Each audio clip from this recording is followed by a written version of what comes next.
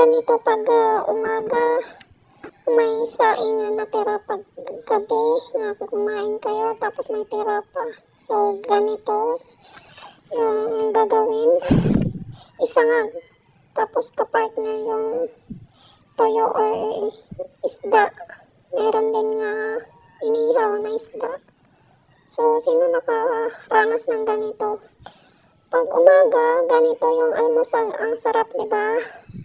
Sa probinsya. Tapos, may kasamang kape, diba? Ganun.